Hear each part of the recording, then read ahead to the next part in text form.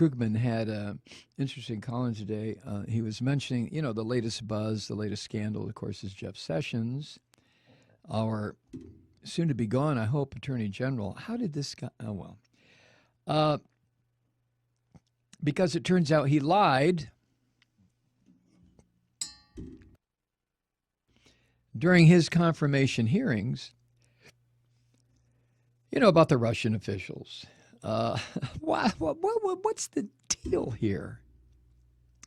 When he said, oh, no, I've never met with all Russians. Of course, he met twice with the Russian ambassador, who's widely reported to be a key spymaster. Oh, shit. But if this news, as Krugman points out, if this information hadn't come to light, which has finally forced Sessions to recuse himself, if there is a special, well, there's no special prosecutor law anymore, so I guess it'd be they changed a special counselor. And I don't think the Republicans are going to do that. I don't think they're going to appoint one. And there's nothing the Democrats can do. But if Sessions hadn't been forced finally to recuse himself, he would have supervised the investigation into the Russian election meddling and the possible collusion between Trump and Putin. You don't think so, huh? But as Krugman says, why just focus on Sessions?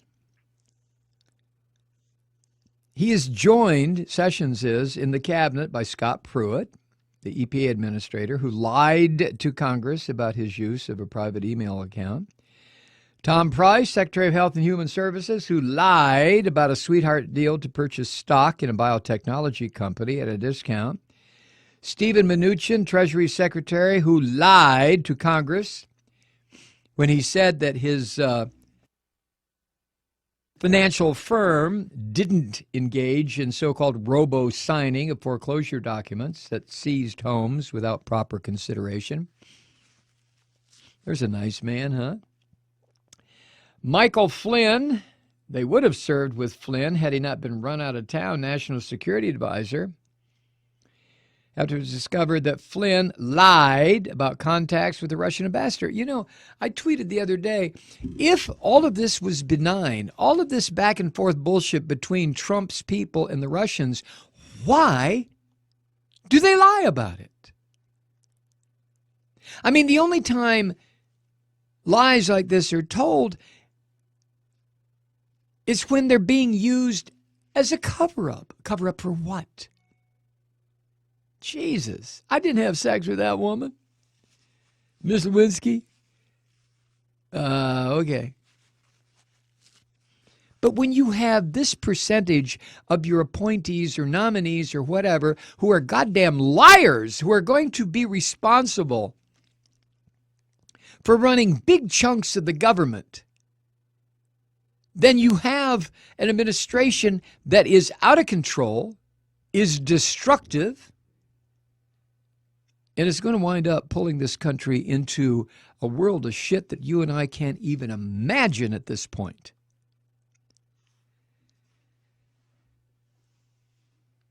It's easier to list the Trump officials who have been caught lying than the ones who haven't.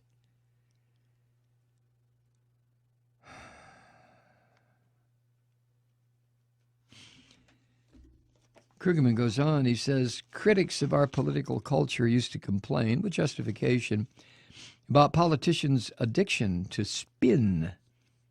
That's the habit of downplaying awkward facts and presenting their actions in a much better light than they deserved. But guess what? The age of spin is over. It's been replaced by the age of lying. Raw, in your face, I don't give a shit if I am under oath, lying. But now, wait a second.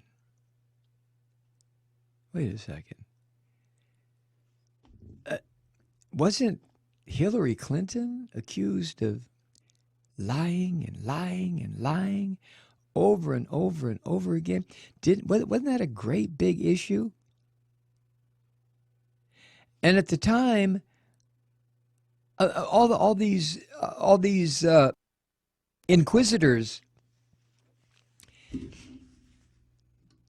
Remember the forcefulness. Remember when she gave testimony for 13 hours, and how these weak-kneed sons of bitches, I'm not defending her, I'm just remembering how these weak-kneed Republican assholes tried and tried and tried to grind her down. And remember how she disposed of them one after the other, flick, flick, flick. And now, here we are with damn near an entire cabinet of liars. And where are the Republican inquisitors now? Where they've always been.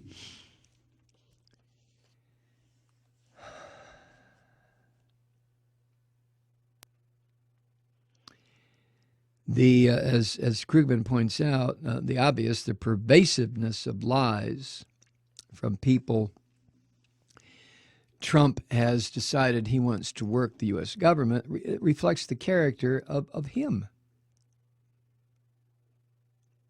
No president, or for that matter, no major U.S. political figure of any kind, has ever lied as trippingly and freely and with no effort as Trump.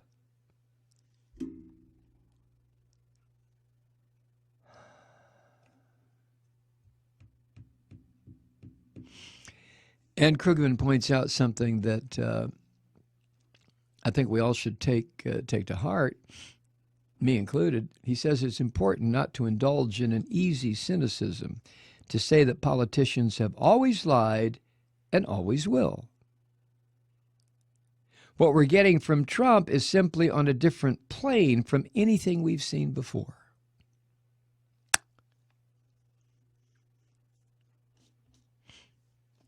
For one thing, politicians, Krugman goes on, used to limit their outright lies to matters not easily checked.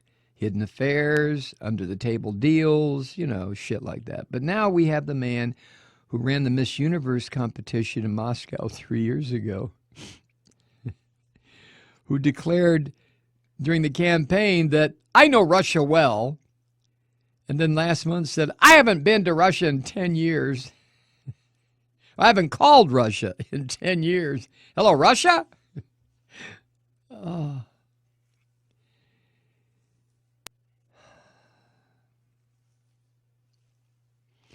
When George W. Bush insisted that his tax cuts mainly went to the middle class, that wasn't true, but it took some number crunching to show that. Trump makes claims like his assertion, a statement, that the murder rate is at a 45-year high. But it's still barely half of what it was in 1990. 1990 is not 45 years ago.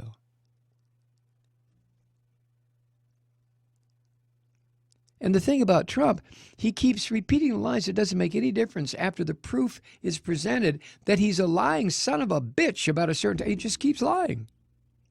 That's the is it Himmler, Goebbels, Hitler? I'm sorry to fall back on the Nazi model, but that's what this is about. Just tell the lie, keep telling it. The bigger the better, until eventually the assholes believe it, because eventually they will. Krugman says, and the question is, who's going to stop him?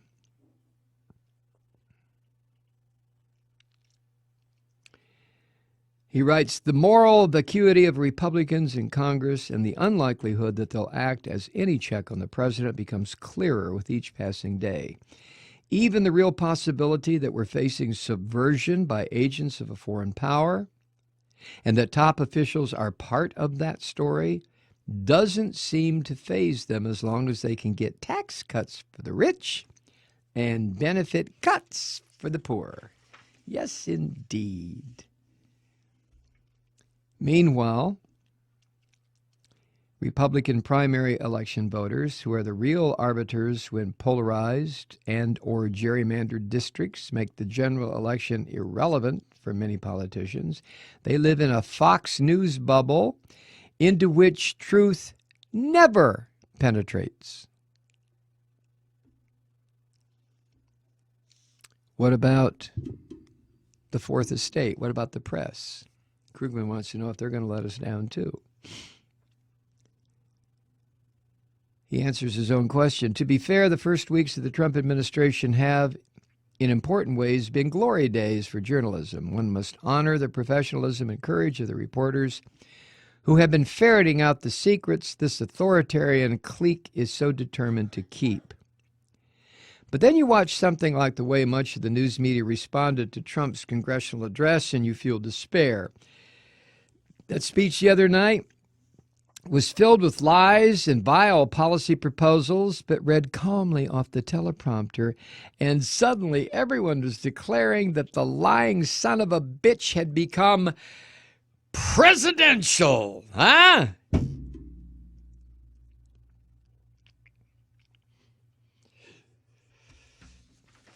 I don't get that part either, Mr. Krugman.